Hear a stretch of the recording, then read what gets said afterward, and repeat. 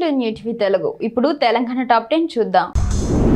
కొండగట్టు శ్రీ ఆంజనేయ స్వామివారి ఆలయానికి భక్తులు అధిక సంఖ్యలో తరలి రావడంతో భక్తుల రద్దీ నెలకొంది. భక్తులు తలనీలాలు సమర్పించి కోనేరులో పుణ్య స్నానాలు ఆచరించి స్వామివారిని దర్శించుకున్నారు.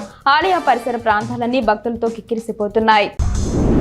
మహబూబాబాద్ జిల్లా కేంద్రంలో పీఆర్టీయూ ఆధ్వర్యంలో ఉపాధ్యాయ ఎమ్మెల్సీ శ్రీపాల్ రెడ్డిని ఘనంగా సన్మానించారు. ఉద్యోగ ఉపాధ్యాయ సమస్యల పరిష్కారం, ప్రభుత్వ విద్యారంగ అభివృద్ధి ధ్యేయంగా పనిచేస్తా అని ఖమ్మం, నల్గొండ, వరంగల్ ఉపాధ్యాయ ఎమ్మెల్సీ పింగళి శ్రీపాల్ రెడ్డి అన్నారు. గూడూరు మండలానికి చెందిన వ్యక్తి అంచెలంచెలుగా ఎదిగి ఎమ్మెల్సీ కావడం గర్వకారణమని అన్నారు. రాబోయే స్థానిక సంస్థల ఎన్నికలలో బీజేపీ ఖచ్చితంగా విజయం సాధిస్తుందని డీకే స్నిగ్ధారెడ్డి అన్నారు. అలంపూర్ నియోజకవర్గం రాజోలి మండలం మాన్దొడ్డిలో 80 మంది యువకులు బీజేపీలో చేరగా వారిని స్నిగ్ధారెడ్డి శాలువతో స్వాగతం పలికారు. ఆమె మాట్లాడుతూ దేశంలో మోదీ అభివృద్ధిని చూసి యువత బీజేపీలో చేరుతుందని, యువతకు పార్టీలో సముచిత స్థానం కల్పిస్తామని అన్నారు.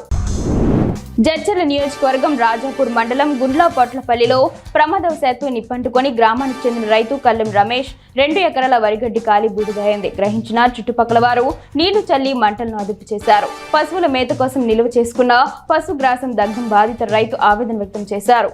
మంటలు అదుపు చేయకుండా ఉంటే పెద్ద ప్రమాదమే జరిగి ఉండేదని గ్రామస్తులు తెలిపారు.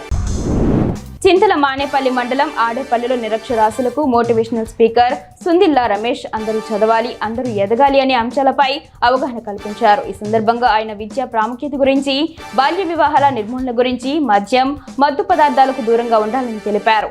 ఓటు హక్కు ప్రాముఖ్యత, వన్యప్రాణులను రక్షించడం, పర్యావరణ పరిరక్షణ, పరిసరాల శుభ్రత వంటి అంశాలను పలు పాటల రూపంలో చక్కగా వినిపించారు. బెల్లంపల్లి పట్టణంలో 2వ రోజు ఓపెన్ 10th ఇంటర్ పరీక్షలు కొనసాగుతున్నాయి.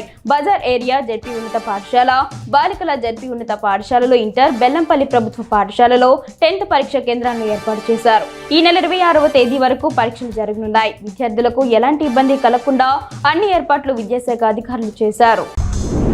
మహబూబ్ నగర్ జిల్లా జడ్చర్ల మున్సిపాలిటీ పరిధిలోని సిగ్నల్ గడ్డ రోడ్డు 4వ వార్డు శ్రీ వెంకటేశ్వర కాలనీలో మురుగు కాలువలు అస్తవ్యస్తంగా తయారయ్యాయని స్థానికులు ఆరోపిస్తున్నారు. గత కొన్ని నెలలుగా కాలువల్లో పూడిక తీయడం లేదని మున్సిపల్ అధికారులకు ఫిర్యాదు చేసినా పట్టించుకోవడం లేదని కాలనీ వాసులు ఆవేదన వ్యక్తం చేస్తున్నారు. దుర్వాసనతో పాటు దోమలు వ్యాపిస్తున్నాయని అధికారులు స్పందించి చర్యలు తీసుకోవాలని కోరుతున్నారు.